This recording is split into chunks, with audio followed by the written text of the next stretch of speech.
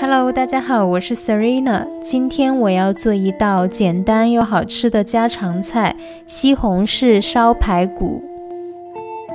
首先将排骨切块，用猪小排或者猪大排都可以。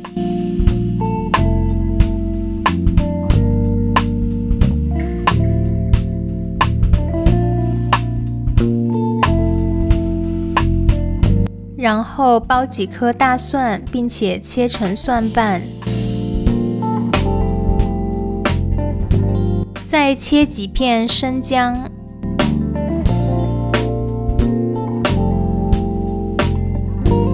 接着切几颗小葱，将葱头和葱花的部分分开。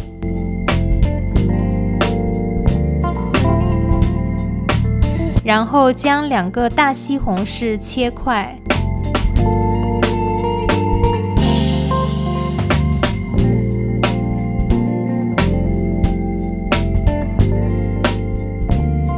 接下来烧一锅开水，将切好的排骨加入锅中，过一下血水，去除腥味。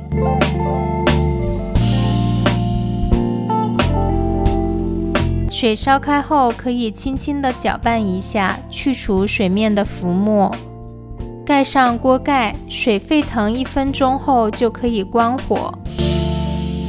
在炒锅中加入切好的葱头和姜片，加入适量的食用油，开大火。将过了水的排骨放入锅中。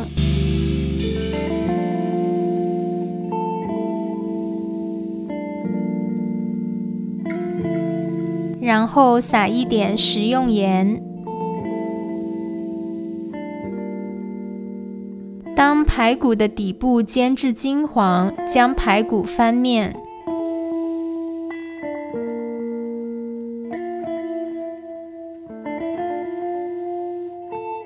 然后撒上一些研磨的胡椒粉。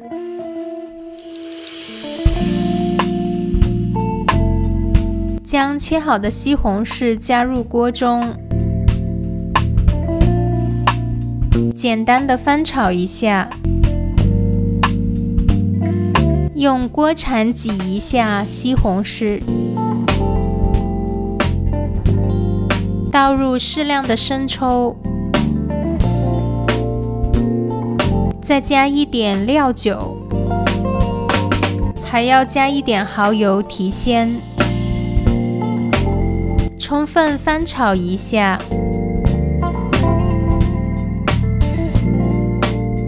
然后转至中火继续焖煮10分钟，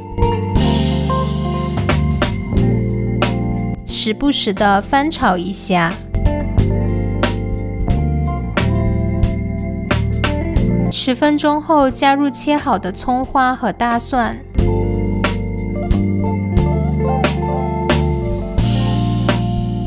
翻炒均匀，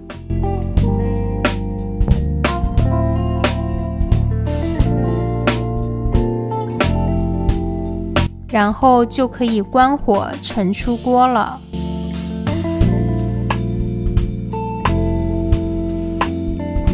这道美味的西红柿烧排骨就做好了。